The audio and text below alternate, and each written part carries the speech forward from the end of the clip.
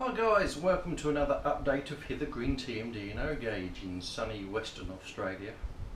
I don't know if you can hear, but I've got the ceiling fan going. It's only a balmy 32 degrees today, so we haven't got the aircon on, which does mean we have to have the roof fans on. So if you can hear that, I do apologise, but it's got to be a bit comfortable. Where are we up to? Things have been getting in the way, namely my Land Rover. It's old, it's 1976 Series 3. If you look in so many other videos you'll see it. But you're here for the trains obviously. And where we're at this time, right, I have spent the last whole day, well weekend really, making Varigirder roof trusses. This one will be going above the shed door here. Remembering, of course, this is just a foam mock-up, it's not actual shed. But yeah, it's come out quite well. I'm happy with it. Sort of Southern Railway font for the numbers. Not all exactly to scale because the Varigirders aren't quite the right size, but they're as close as I can get them without scratch building everything. And seeing as they have a whole roof to build, I didn't want to go down that route of scratch building all my girders. So that's where I am. I'm exactly one packet short, so I have to make an order to get some more in, but I've got to work out some additional stuff to go with it to make it worthwhile with the postage and shipping. But going in the opposite direction, my 09 here, the sound chip has to go back now. I've bought two sound chips because I'm waiting for one of the later version models from Paul, so I bought two chips at the same time. They need to go back to Digitrains. It's Paul Chetter sound, but the gremlin in the machine is that whilst stationary, the buffer clash and flange squeal works, even though the loco's not moving. I highlighted this to them at Digitrains, and they got hold of Paul Chetter because they couldn't see anything that they could do at their end.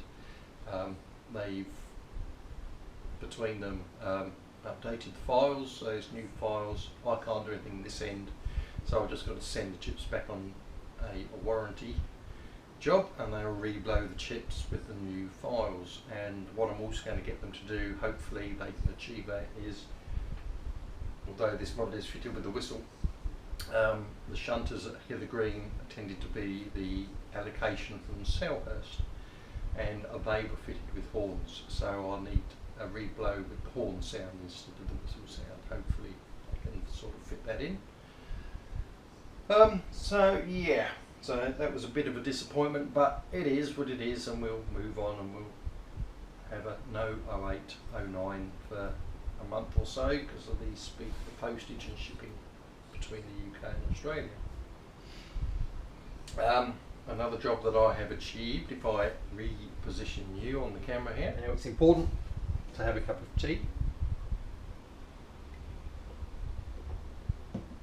but what I have done is infill these gaps here with some cork. That is purely to reduce volume.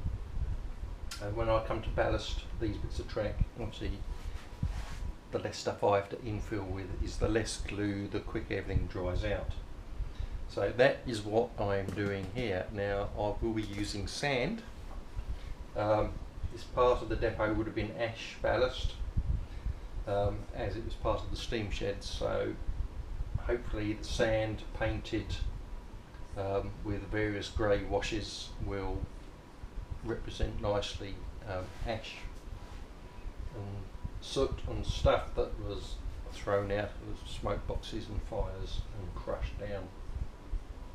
I used that on my first layout that I built here when I was in Australia. Never got it finished. Southgate. There are some earlier videos of that, and it looked quite good. So I'm going with that plan. No gauge is we're going to sand ballast it, and seeing as the sand dunes outside my house, which frequently with the prevailing winds coming to my house, I might as well go and preempt it and grab a bucket load before it arrives via the air. So that's where we are on the ground. Now this has been done whilst I try to work out what I do with the threshold on the shed here, the concrete pad. I'm going for a bit of air dry clay. I'm going to mould a concrete slab out of air dry clay and place it in between the tracks to see how that goes, and in between the rails I'm probably going to go down the plastic card route. I want to keep the plastic card down to a minimum and cardboard because I need it to be quite hard wearing. It's large and scratches and marks that easily show up. So that's where we're at. And the other job that I've done over the last week is I have fitted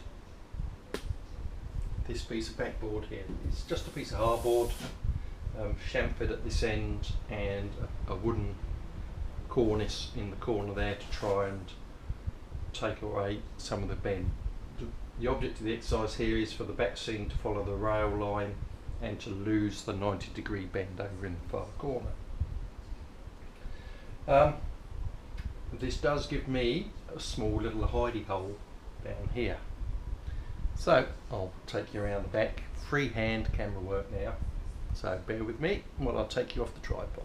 Okay, some of you observant people would have noticed the square hole that I cut in the back of the board when I made this end board, and that is to give me access round here behind the back seam board. So that gives me a small area here where I could put a hidden siding. Now I'm not sure whether to bother.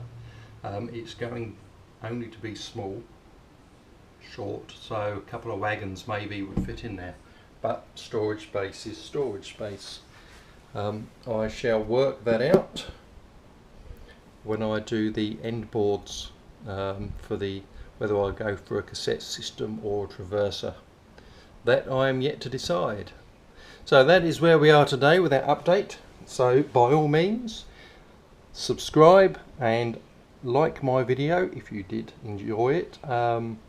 Check in for the next update, and any questions, please feel free to put them in the comment section below, and I'll answer everything as soon as I can. One thing I must get on with is to finish me Crompton. It's been sitting here long enough. All I'm going to do is those LEDs on this and fit the cab windows. Must get on with that. So hopefully, fingers crossed, sometime soon, and I'll catch you next time. Bye.